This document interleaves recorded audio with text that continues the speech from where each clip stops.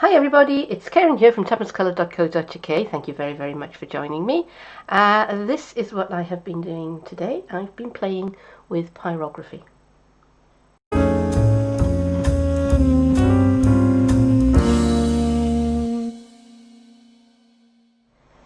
Now usually I'm playing with paper and card. Today it's a bit different because this is a plywood coaster and I have been experimenting with pyrography and with coating it with resin. So stay with me and I'll show you how I got to here.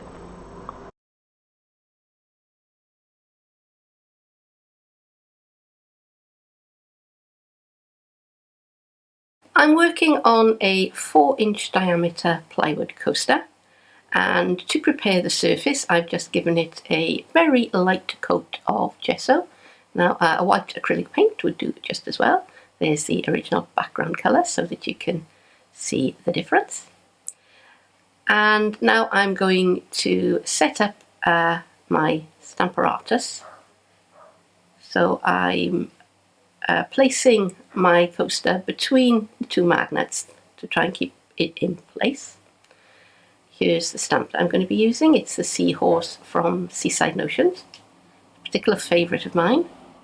And to make life a little bit easier for me when I come to ink up the stamp, I'm supporting the stamping panel of the Stamparatus with the stamp case. So now I'm ready to pick up the stamp. There we go. And I've chosen to use Stays On ink. This is Saddle Brown. Just trying to get rid of the vapour barrier there. It's not playing fair with me. And I'm just rubbing the stamp pad over the seahorse. And now push down. A firm press. And there is my stamped image. So my pyrography tool is set up and ready, and I'm going to begin burning the image onto the coaster. So I'm just going to move away the little stand that comes with the pyrography tool, and let's zoom in and hope that you can see this a little bit better. Now obviously I have speeded this up. I think I've gone to, I think it's 500%, so this is 5 times faster than it was in real life. And I just like to take my time, find it very relaxing. And all I'm doing is taking the burner and I am just going over where the stamped lines are, just very carefully. This pyrography tool, this burner, was my husband's Christmas present quite a few years ago, because he thought he'd like to have a go at it. And he did play with it for a little bit, and then he kind of moved on to doing something else. So I was cleaning up the other day and I came across it and I thought, do you know what? I think I'd quite like to have a play with this. So I did, and at the moment nothing in the house is safe. It's very relaxing, something very soothing about it. And you can just take your time, and when you've finished you've got something nice as a piece of home decor.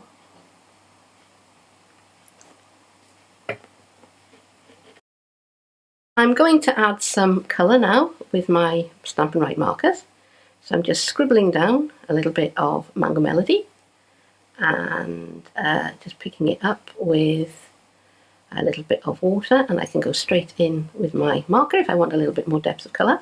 Because the surface of the coaster is sealed, the colour doesn't absorb into the wood too much, so I can take a little bit away if I've got too much with my tissue.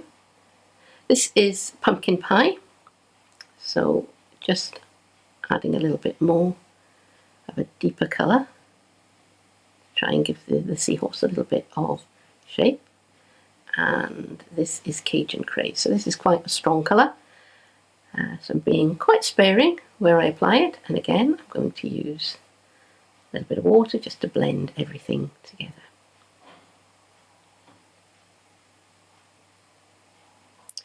So now I'm going to bring in the blues, This, I believe, is Coastal Cabana.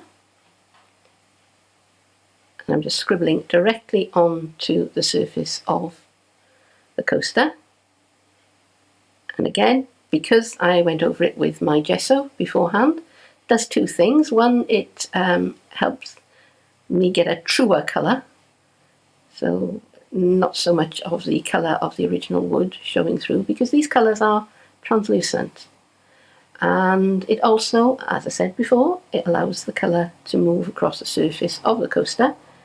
Alright, so this now is Balmy Blue. So I use Coastal Cabana, Balmy Blue and Pool Party, and I just kind of mixed and matched between them and just painted away until I was happy with the result. I'm going to give the coaster a coat of resin. This is the resin that I'm using, and you mix equal parts together. So I've measured out equal amounts of part A and part B, and now I am going to give it a jolly good stir. Now again, I've speeded up this part of the process, and I don't know how well you can see, but as I'm stirring, the resin goes a bit cloudy, and I'm just going to keep stirring and keep going in the same direction and scraping down the sides of the cup until it is nice and clear.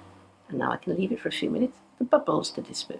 Coaster on one side for the colour to dry for a couple of days, because it does need to be absolutely dry before you give it a coat of resin, or the resin might not set, and that would be heartbreaking, because I've put a lot of work into this already.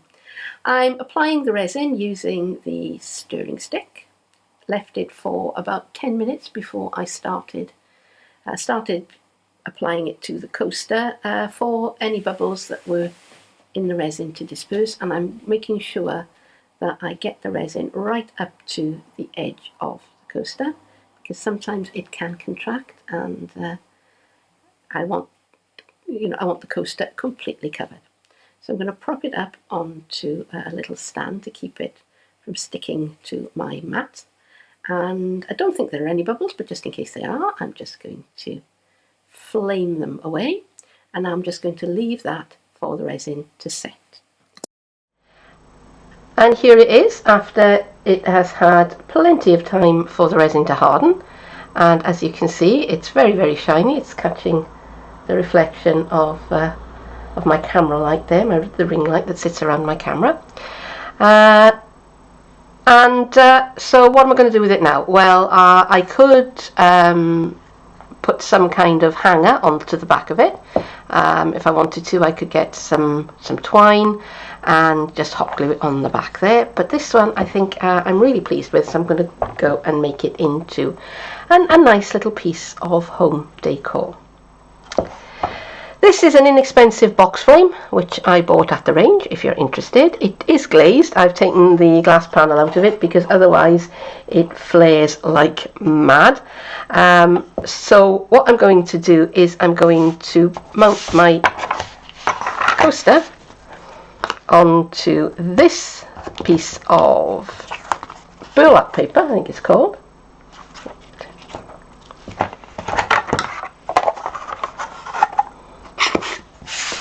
And starting. So I've decided that I want to put my little seahorse into a box frame, and I bought this one at the range. Now it is glazed. I've taken the glass out of it because otherwise all you could see was the reflection of the camera light up here in the glass. I will put the glass in when I actually come to glaze the piece. So it was very inexpensive. I think it was under £4. In fact, I know it was under £4. And what I have done, I have taken a piece of crumb cake and I've cut it to fit this panel, which is the inner panel. And I wanted something with a bit of texture to mount the seahorse onto. So I dug through my stash and I found this. This is, I think it's called burlap paper. It's by Die Cuts with a View. It's not a Stampin' Up product, and I've had it for years. I don't even know if it's still available. If you wanted to do something like this, you could just get yourself a piece of Hessian or whatever worked for you, but I had this handy, so that's what I'm going to use. Now, although the paper stroke Hessian stroke burlap is supposed to be a 6-inch square or 15 centimetre square, and this is supposed to be a 6-inch frame. In fact, it's a little bit bigger than 6 inches, so that's why I've mounted the my fabric onto my piece of crumb cake, which, as I said, fits that, because otherwise it was a little bit too small. So what I am going to go ahead and do now, I'll turn it around that way because somehow that just feels like the top to me, and I am going to mount this with a piece with a little bit of my liquid adhesive, which doesn't want to come out. There we go. Always gets a bit camera shy.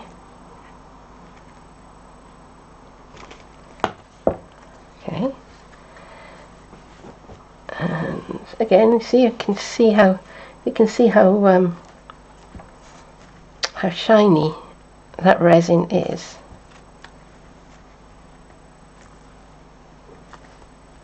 Because again, you can see the reflection of the camera light. Let's move that, tilt that a bit so you can see it a bit better. And as you can tell, I've put the glass into the front of the frame. I've given this a little bit of time for the adhesive to set, and full disclosure, I did go back and use a solvent-based adhesive because I didn't have time for my water-based adhesive to set. The first one of these I stuck down onto the frame with the liquid, my normal liquid adhesive, my that stuff, and I had plenty of time to leave it to dry, and I had no problems with it at all. I'm only using the spirit adhesive, the solvent adhesive, because I'm filming and I don't have time, so for the purposes of the video. And finally, let's pop the back in here and just push down the little hooks, and there is my finished coaster in a frame.